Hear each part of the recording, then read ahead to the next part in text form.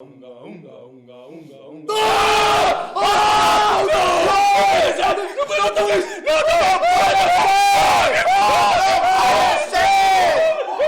30.000 pavos de carta, gente. 30.000 pavos de carta para Folagon. Joder, te lo mereces, tío. ¿Cuánto puede ser eso en pesos? Eso puede ser 30.000 dólares. Salió, joder, 30.000 dólares, tío. Mételo. Vale, ¿qué acaba de pasar en este vídeo? ¿Cómo puede ser que una carta de Pokémon llegue a alcanzar los 30.000 euros? Y no es la única carta, hace poco se vendió una de Kobe Bryant, de las cartas coleccionables de la NBA, por casi 2 millones de dólares. Es una auténtica barbaridad. Y el que se consigan estos precios no es algo aleatorio. Hay 7 factores que influyen en que una carta sea cara o sea barata. Y en este vídeo te lo voy a explicar todos para que entiendas por qué esta carta de Charizard ha alcanzado estos valores y para que tú en el futuro sepas qué cartas van a ser caras y cuáles van a ser baratas. Porque estos 7 factores son comunes a todas las cartas. Ya colecciones tú cartas de juego como pueden ser Magic o Pokémon o cualquiera de estas que son cartas para jugar, o colecciones cartas de la NBA, por ejemplo, como decía antes, o cartas de fútbol o cartas de la NFL, no importa cuál de las dos colecciones, si de juego o no de juego. Lo que importa son estos 7 factores comunes a todos que hacen que las cartas sean caras o sean baratas. El primer factor es el valor intrínseco propio de la carta, ¿vale? Y aquí vamos a tener que hacer una pequeña distinción entre las cartas de juego y las cartas que simplemente pues, son coleccionables. El valor intrínseco de la carta es lo que vale la carta en sí por objeto como tal, ¿vale? Sin tener en cuenta nada del tema de coleccionismo ni nada de eso, simplemente como un cacho de cartón con un dibujo bonito. Entonces, tú cuando te vas a un kiosquito, te vas a una tienda especializada, te vas a un estanco y te compras un sobrecito de cartas, esto tiene un valor intrínseco. Por ejemplo, aquí tengo una caja de Pokémon, de las cartas de Pokémon que van a las tiendas, y vemos que aquí pone pues 4 euros, bueno, pone 3,99. Ese es el valor propio intrínseco de cada uno de los sobres. En cada sobre tenemos unas 10 cartas y bueno, es simplemente dividir 4 euros entre 10 cartas y ya tienes el valor intrínseco de cada una. Piensa que estos valores los establece la propia empresa cuando las manda a fabricar y no importa si son de colección o de juego, ¿vale? Estos valores que pone la empresa es en base a cuánto les cuesta su producción, su distribución, su publicidad, la licencia para poder fabricar las cartas, la mano de obra, bueno, todo eso que se suele utilizar habitualmente para el precio de cualquier producto, pues aquí también se pone. Y es el precio con el que sale del mercado y con el que la gente lo compra de base. Ahora bien, dentro de lo que es el mercado de coleccionista, el valor intrínseco tiene un pequeño matiz, ¿vale? Este es el precio de venta al público, el precio con el que sale al mercado. Pero luego hay cartas que se vuelven más valiosas que otras, simplemente porque es el propio valor de esa carta en sí, ya sea por su rareza o diferentes cosas que vamos a ver más adelante, ¿de acuerdo? Pero el principal sería el valor intrínseco in-game, que sería, si tú estás jugando, hablando ahora concretamente de cartas de juego, ¿vale? Si tú estás jugando a cartas Pokémon, por ejemplo, o de Magic o lo que sea, y como, bueno, esto es un juego, o sea, tú juegas contra otra persona, uno gana y uno pierde. Pero, ¿y si te tocara una carta que te dice ganas automáticamente? Por poner un ejemplo, ¿no? No existen estas cartas, obviamente, pero imagínate que te toca una carta que te dice ganas automáticamente. Cuando juegues esta carta, has ganado el juego. Pues esa carta obviamente se volvería increíblemente más cara que el resto, ya que sería muy valiosa dentro del propio juego, porque tendría mucho valor a la hora de jugar. Entonces esa carta pues se volvería más cara que el resto. Para saber si una carta va a ser cara o va a ser barata, tenemos que medir el impacto social y cultural que va a tener la propia carta en su sector. Es decir, hay que entender si la carta es importante para la gente que la puede comprar o no lo es. Por ejemplo, un Charizard sería importante porque, joder, la gente quiere mucho ese Pokémon, ¿no? La gente que es fan de Pokémon y jugó a Pokémon a finales de los 90, a comienzos de los 2000 en su Game Boy, recordará tal vez cómo ha ganado ligas Pokémon con su Charizard, ¿no? Que consiguió de primera, ahí cuando empezaba el juego, se pisó un Charmander, lo hizo evolucionar, lo entrenó, luego lo llevó a la liga Pokémon y ganó. Entonces, Charizard tiene un impacto importante. Además, dentro del anime de Pokémon, Charizard era un Pokémon que gustaba muchísimo a la gente, era muy badass, gustaba un montón y realmente tuvo un impacto cultural en una generación, ¿no? La generación de finales de los 90, comienzos de los 2000, que veían la serie, jugaban el juego, pues recuerdan con cierto cariño a Charizard. Ahora bien, si hablamos de otro Pokémon, como, no sé, Metapod, que sí tenía cierta relevancia en el anime y todo el tema, pero no era protagónico y no tuvo un impacto cultural tan grande. Por tanto, gana mucho valor una carta dependiendo lo que ilustre la carta. No es lo mismo que tenga un personaje random que conoce muy poca gente a que tenga uno que realmente tiene una relevancia y un impacto social y cultural. Esto en las cartas deportivas también ocurre. No es lo mismo una carta de, por ejemplo, Michael Jordan, que joder, Michael Jordan es un hito cultural dentro del mundo del deporte y en la sociedad. O sea, Michael Jordan es el tipo que jugó con los Looney Tunes, es el tipo que hace mazo de obras benéficas, es el tipo que ganó 6 veces la NBA, es muy relevante dentro de su deporte. Para muchos lo consideran el mejor jugador de baloncesto de la historia y por tanto dentro del deporte y de su nicho es muy valorado. Entonces, si estamos hablando de un tipo que tiene semejante relevancia, que todo el mundo hablaba de él, que llegó hasta el punto de poder jugar al baloncesto con Bugs Bunny, pues estamos hablando de alguien que ha tenido una gran relevancia mucho más allá de su propio nicho. Ha gustado muchísimo socialmente, ha gustado muchísimo culturalmente y eso hace que tenga más valor. Y además, para poder entender esto con mayor claridad, lo podemos comparar con Kobe Bryant. Mucha gente dice, bueno, ¿quién era mejor jugador? O mira, incluso te meto uno más, LeBron James. Tú tienes 3 jugadores que realmente la gente debate cuál es mejor jugador. Y es un debate real que existe. Uno puede empezar que es Michael Jordan, otro que es Kobe Bryant y otro que es LeBron James, ¿vale? Y se podría decir que incluso imaginemos, ¿vale? No es el caso porque Michael Jordan es de los 3 el que más ligas de la NBA ha ganado, pero supongamos que los 3 hubieran ganado el mismo número de ligas.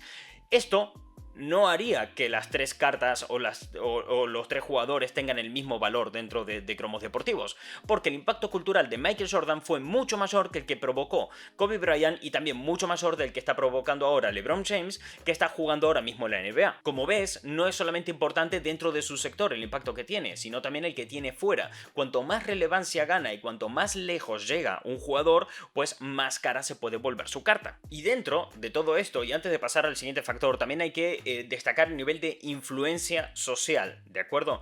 Porque, por ejemplo, hay colecciones de cartas que a mí hay una que me encanta, que es de La Muerte de Superman, ¿no? Del cómic de La Muerte de Superman, que fue un cómic enorme en los 90, que lo petó muchísimo en ventas, que sentó precedentes para un montón de cosas. Hay muchas cosas de ese cómic que fueron adaptadas recientemente en la Liga de la Justicia o la película como Batman contra Superman. Es un cómic muy importante, ¿vale? Y eso tiene su propia colección de cartas, y Superman es uno de los mayores emblemas de la cultura popular. Pero esa colección de cartas no vale una mierda, o sea, no solamente porque esté Superman ahí va a subir de precio, porque el nivel de influencia social que tiene es mucho menor que el de Michael Jordan. Una carta de Michael Jordan o de Kobe Bryant siempre va a ser más cara que una de las cartas de La Muerte de Superman, solamente por este hecho, que llega más gente. No tiene tanta influencia social Superman como lo pudo tener en su momento Michael Jordan, que fue también en temas incluso sociales, fue un referente para muchos. No hay punto de comparación, ¿vale? Hay que medir siempre esto, cuánto impacto social y cultural tenga, y no nos podemos dejar llevar porque algo sea de nuestro nicho. La gente que es muy geek, muy freak y todo esto, y que a lo mejor esté un poco separada del mundo deportivo, probablemente valore mucho más a Superman que al propio Kobe Bryant. Pero no por eso socialmente, en el punto social y general fuera del nicho, ambos personajes van a tener el mismo impacto. Por tanto, si el factor de influencia social, cultural es alto, la carta probablemente valga más. Alto me refiero a la persona que es retratada o el personaje que es retratado en esa carta, ¿no? Y si es bajo, pues valdrá menos. La conservación es algo vital, y para entender la conservación y por qué es algo tan importante, lo primero, obviamente, nadie quiere comprar algo roto, ¿vale? Si una carta está estropeada, está rota, está arrugada, está doblada, está lo que sea, pues esa carta va a valer menos, ¿de acuerdo? No se va a contemplar ni siquiera la idea de comprar una carta que esté rota o estropeada. Las cosas estas no son baratas, ya os digo. Si nos vamos a lo más básico, como estos sobrecitos de Pokémon que están cerrados, cada uno de estos sobres vale 4 euros, que si yo me compro un sobre de fútbol, como estos de aquí, ¡hala! Tiré todo. Si yo me compro uno de estos sobres de fútbol que tengo aquí en un kiosco de stickers, esto me va a costar unos 80 céntimos más o menos. Y una de cartas Pokémon 4 euros, ¿ok? No es algo barato y económico. Por tanto, teniendo en cuenta que ya de base desde su valor intrínseco es algo caro, pues es importante que esté por lo menos entero. No nos interesa que esté roto, no nos interesa que esté descolorido, no nos interesa que esté arrugado, ¿vale? Queremos que esté en el mejor estado posible. Y esto no es algo tan sencillo a la hora de coleccionar. Piensa cuántas cartas se pudieron haber impreso a lo largo de la historia de Pikachu o de Michael Jordan o de Kobe Bryant. Es una auténtica burrada la cantidad que se han fabricado. Pero piensa también quién es el público objetivo de esto cuando esto sale a la venta directamente. No está pensado esto específicamente para un público adulto y coleccionista. sea, los stickers, las cartas Pokémon, se venden en sitios donde van niños a comprar. Estamos hablando de puestitos de revistas, de kiosquitos, de estancos, y bueno, luego tenemos tiendas especializadas donde suele ir un público más adulto. Pero de base, son muchos los niños que consumen esto, tanto ahora como en el pasado. Y claro, los niños juegan con esto, los niños no se preocupan tanto de la conservación, los niños cogen, bueno, tú probablemente que estés viendo esto, hayas sido niño y recuerdes cómo jugabas con tus tazos, cómo jugabas con tus cartas de Magic, las de Pokémon, y sabrás que, bueno, las cosas con el tiempo pues se acaban estropeando. Y esto es como una especie de filtro natural, ¿no?, que hay dentro de este mercado coleccionista, y es como algo que hace que las cosas se vuelvan exquisitas. Si ya de por sí una carta va a tener una edición limitada, aunque se impriman muchísimas, ¿vale? Vamos con el ejemplo de las cartas de la NBA. Cada temporada de la NBA tiene su colección de cartas de la NBA, pero cuando acaba la temporada de la NBA, esas cartas ya no se imprimen, por tanto es limitada, y durante esa etapa limitada se pudieron haber impreso muchísimas, cientos, miles, millones de esas, pero acabó la NBA y ya no se imprimen más. Y si estas cartas han llegado a un público a lo mejor infantil, un público pequeño que simplemente las coleccionaba, las intercambiaba en el recreo y todo eso, pues probablemente se acaben estropeando muchas de ellas y al cabo de unos cuantos años ya no existan tantos ejemplares. La tendencia es un factor súper importante. Te voy a poner un ejemplo muy actual que es Pokémon. Pokémon este año está viviendo su 25 aniversario y además muchos influencers y youtubers se han metido a coleccionar las cartas Pokémon y realmente está pegando un boom importante. Y entonces, claro, Pokémon es una tendencia, realmente es algo que gusta. Entonces estas cartas tienen una alta demanda, pero su producción sigue siendo la misma. Entonces, claro, al producirse la misma cantidad de cartas que se producían siempre, pero haber más gente pidiéndolo simplemente porque es la moda y es la tendencia, pues hace que los precios suman, porque el producto escasea y mucha gente lo quiere comprar. Por tanto, pues el valor se va incrementando. Nosotros hace poco hicimos un pequeño experimento con esto, porque bueno, hemos empezado a coleccionar cartas Pokémon recientemente. Hicimos una apertura de cartas en Twitch y estuvimos abriendo, porque bueno, estamos empezando a coleccionar y queríamos ver si realmente las cartas se estaban volviendo tan caras. Bueno, abrimos un montón de sobres, fueron muchísimos, creo que unos 14 sobres lo que abrimos en total, y de los 14 sobres, pues estamos hablando de que eran 10 cartas por sobre, estamos hablando de unas 140 cartas, pues solamente estas valían algo, ¿vale? Este paquetito así chiquito. Pero en este paquete que chiquito tenemos 250 euros en cartas. Y nosotros nos habíamos gastado 50. Nos gastamos 50 euros en cartas y en valor de carta acabamos teniendo 250. Claramente salimos ganando. Es más, esta por ejemplo, que está por aquí, esta llegó a valer 80 euros. No sé qué precio está ahora mismo, pero esta tenía ese, es un valor de 80 euros. Pero lo dicho, la tendencia influye muchísimo. Si algo está de moda, si algo se está hablando, si algo está en primer plano, ese algo valdrá más.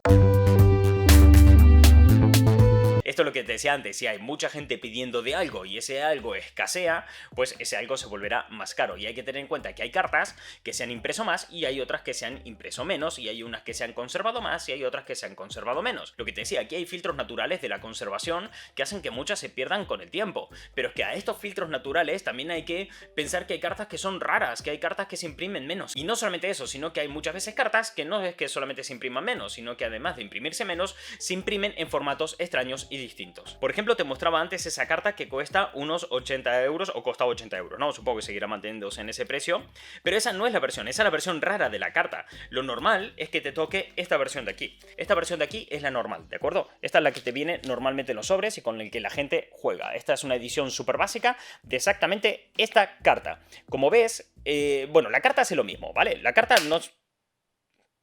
hace lo mismo en juego, ¿vale? No se diferencian en nada. Los efectos en el juego son exactamente el mismo. Pero el diseño de esta es mucho más chulo, mucho más guay. De estas se imprimen menos y estas son pues un poco más raras y... Bueno, ¿queréis dejarte caeros ya? Estas son un poco más raras y difíciles de conseguir que esta otra. Lo normal es que la carta que te toque sea esta versión y esta edición de aquí. Pues a nosotros nos ha tocado esta y por eso esta es más cara. Porque a pesar de que en juego hace exactamente lo mismo, su diseño es distinto, la cantidad que se han impreso es distinta y bueno, se hace más exclusiva. Voy a recoger todo esto. Y eso que te acabo de decir, de que existen diferentes versiones de una misma carta, y no solamente en Pokémon, pasa en casi todas las colecciones de cartas, eso de que existan diferentes versiones, de que unas se impriman más y otras se impriman menos, es lo que se considera la rareza, ¿no? Cuán rara es una carta. Pero esto no es lo único que influye en la rareza. Volvemos a lo de antes, las barreras naturales. Si los niños juegan mucho con esas, y muchas se destruyen y quedan pocas, las pocas que quedan pasan a ser raras, porque son difíciles de ver, son difíciles de conseguir, no suelen aparecer habitualmente. Si una carta se hace hace de manera exclusiva y se imprime de manera exclusiva para promocionar un lanzamiento, para promocionar un evento, o solamente la puedes conseguir cuando vas a un sitio en específico, esa carta también es rara, porque se han hecho pocas y se podía conseguir de una manera muy específica, no la podías conseguir en cualquier sitio. Si una carta ha tenido pocas reimpresiones, ha tenido pocas reediciones, entonces esa carta también es rara. Entonces hay que evaluar todos los factores que hacen que una carta pueda ser rara. Que no hay que confundir esto con los errores de fabricación o de impresión, ¿de acuerdo? Porque hay muchas veces que uno cree que porque una carta ha salido mal impresa o ha salido con algún fallo de fábrica, esa carta ya va a ser cara porque es rara. Y no, hay veces que esos fallos hacen que las cartas valgan una putísima mierda. Para que un fallo de impresión sea algo destacable y que le haga subir de precio, cosa que no pasa siempre, ese error de impresión tiene que ser chulo, tiene que ser destacable, tiene que ser una curiosidad, tiene que ser algo histórico, a veces incluso dentro de la propia colección. Y este factor que he dejado para el final es increíblemente importante y vital para las cartas que son más exclusivas, más raras, con mayor demanda y menos producción, o digamos que las cartas caras, ¿vale? Dentro de las cartas más caras, este es un factor súper importante que es el gradeo. Las cartas son muy fáciles de falsificar, muy fáciles. Hay cartas, he visto cartas falsas, he tenido delante mío cartas falsas que la pones al lado de una carta original y no eres capaz de distinguir cuál es la verdadera y cuál no lo es. Piensa que si hay productos que valen 2 millones de dólares como la carta de Kobe Bryant o 30.000 como la carta de Charizard, pues realmente te encuentras con gente que se va a intentar aprovechar de esto y va a hacer falsificaciones, y es realmente muy difícil distinguir qué es una falsificación y qué no lo es. Por eso existe el gradeo, que además de hacer esto también evalúa en qué condiciones está la carta, y el gradeo pues es simplemente coger tu carta, coges la carta que te valga, supongamos esta que dije antes que valía unos 80, y yo cojo la carta y se la mando a una empresa que se encarga de gradearla, que gradearla básicamente es poner una puntuación, ¿no? En qué grado de conservación se encuentra. Entonces yo cojo la carta, la mando a una empresa que haga gradeo, que se encargue de eso, que hay unas empresas oficiales que se encargan de eso, cogen, miden la carta, la estudian, la pesan, miran todo su diseño, miran en el historial del mercado y ya se encargan ellos de mirar cuán rara es, cuán valiosa puede llegar a ser, si está bien conservada, si no está bien conservada, si está bien impresa, si no está bien impresa. Entonces te lo miran todo y le ponen una puntuación que suele ir del 1 al 10. Una vez que hacen eso, te dan un certificado, te la cierran ya en un cierre hermético para que se conserve bien, ¿no? Eso es un cierre de metacrilato, creo que es, no estoy muy seguro en el material, pero es un cierre hermético donde queda completamente protegida la carta y te la devuelven ya con esa puntuación. A mayores de eso, de que te venga ya con el certificado, que tiene una especie de plaquita aquí arriba, además voy a dejar por aquí una imagen en pantalla para que lo podáis ver de una manera más cómoda. Como puedes ver, arriba está la puntuación, está ese certificado de autenticidad y todo eso, pero a mayores tiene un código que si tú luego entras en la web de la gente que te la ha gradeado, pues puedes meter ese código y puedes ver toda la información que ellos tienen, cosa que si tú mañana quieres vender tu carta gradeada a otra persona, el comprador pueda tener un seguro, porque claro, de la misma manera que puedes falsificar la carta, también puedes falsificar todo esto, quiero decir, te lo puedes coger y montártelo en tu casa, tienes que ser bastante manitas, ¿no? Pero puede que lo hagas y que consigas colárselo a alguien, pero para que el comprador esté protegido de falsificaciones, puede coger los códigos que aparecen en el propio gradeo, meterlo en la web de la empresa que lo ha gradeado y comprobar si esa carta es original o no. Y vale, he dicho que eran 7 los factores, pero tal vez haya un octavo factor que haga que una carta pues valga algo o no valga nada, ¿no? Los factores que hemos tenido hasta ahora, voy a repasar la chuleta, son el de gradeo, el de la rareza, la oferta y la demanda, la tendencia, la conservación, el impacto social y cultural y el valor intrínseco dentro de su propia colección, ¿verdad? Son estos los 7 factores que hemos repasado hasta ahora, pero hay un octavo factor, hay un factor extra. Y es que si tú no eres capaz de vender la carta, si tú no vendes la carta no vale absolutamente nada. Y esto es así, tú puedes valorarla muchísimo emocionalmente y puedes tener una gran conexión con el producto que tienes, porque supongamos que tú eres el mayor fan que existe en este planeta de Pikachu. No existe mayor fan en el planeta de Pikachu y tú tienes una carta en tu mano y esa carta de Pikachu significa mucho para ti. Pero si no consigues venderla y dársela a otra persona y que esa persona a cambio te dé dinero, esa carta no vale nada. Para que una carta valga algo, primero tiene que estar a la venta, tiene que haber compradores dispuestos a pagar por ella y tiene que haber una demanda. Tiene que haber gente buscando y queriendo esa carta. Lo dicho, las cartas de la muerte de Superman, que son unas cartas que a mí me gustan muchísimo, que de hecho hemos hecho aquí hace poco, en Twitch, hemos hecho un repaso a algunas cartas raras de nuestra colección, que si quieres verlo son esta que te sale por aquí arriba, está en ese vídeo, y ahí mostraba yo las cartas de la muerte de Superman. Y esas cartas a mí me encantan. me alucinan. Les tengo muchísimo cariño, me flipa esa colección, pero no vale una mierda en mercado. O sea, porque yo las valore mucho, si le tuviera que poner un precio, sería un precio altísimo. Pero no significa que el mercado esté dispuesto a pagar eso. No vale de nada que tú le pongas un precio alto, no vale de nada que tú cojas y digas esta carta son súper raras y tal, si no hay gente dispuesta a pagar por eso o queriendo comprarlo. Cosa que con Pokémon parece que sí está pasando, por lo que te decía antes, por el tema de la tendencia y que hay muchísima gente queriendo comprar estas movidas. Y como te dije, hace poco nosotros cogimos e hicimos una apertura de cartas, abrimos 14 sobres en directo en Twitch, hicimos todo el unboxing y sí, vimos que había cartas que se habían vuelto caras y que habían cartas que la gente estaba demandando, que estaba dispuestas a pagarlo y que había más gente que las estaba vendiendo. Entonces, fíjate aquí lo que pasa, ¿no? Nosotros estábamos en ese momento empezando a jugar a cartas Pokémon, estábamos empezando a coleccionar cartas Pokémon, entonces no entendíamos mucho. Y vemos una carta como la de Bruno y entendemos que es rara y que es diferente porque, bueno, tiene este dibujito más simpático y distinto al resto, y como esta ha pasado con unas cuantas más. Entendemos eso, pero no tenemos una conexión emocional con este tal Bruno ni nada por el estilo, pero hay gente que sí lo tiene. Entonces fíjate cómo es más importante aún que el mercado valore la carta, que exista una demanda por la carta,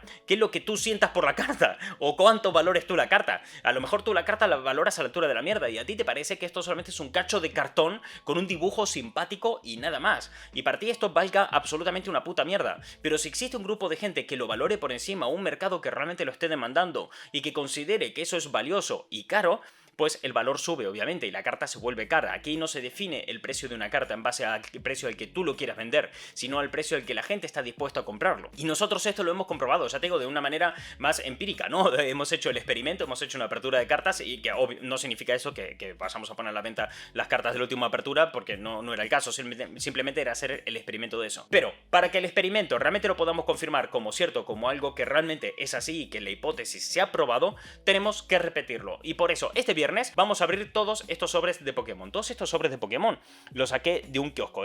Fui a un kiosco que está aquí al lado, aquí cerca, y vi que tenía esto en el escaparate y compramos todas las cajas. Esto ha costado unos 70 euros, ¿vale? 70 euros son 18 sobres de Pokémon. Y vamos a coger este viernes 2 de abril y las vamos a abrir todas en directo en Twitch. Si por el motivo que sea tú no puedes ver ese directo, no te preocupes, porque luego haré un resumen y lo resubiré a este canal para que lo puedas ver y veas cómo ha salido el experimento. Lo que haremos es abrir todos los sobres, ver si el valor final de las cartas es superior al precio que hemos pagado nosotros, que es de 70 euros, por tanto, con que sea 70 y un céntimo ya saldría bien, y a mayores, pues veremos cuánta demanda hay y todo eso. Pero recuerda, hasta que tú no vendas la carta no tiene valor, ¿de acuerdo? Solo metes un cacho de cartón en tu mano, bonito, bien conservado, pero un cacho de cartón. Para que una carta valga algo, tiene que haber gente dispuesta a pagar lo que se pide por dicha carta. Por mi parte, me voy despidiendo, pero antes de marchar te voy a dejar por aquí este vídeo que estás viendo, que es de qué Funkos van a subir de precio, porque ese vídeo complementa muy bien la información que te he dado en esto. Son dos vídeos completamente troncales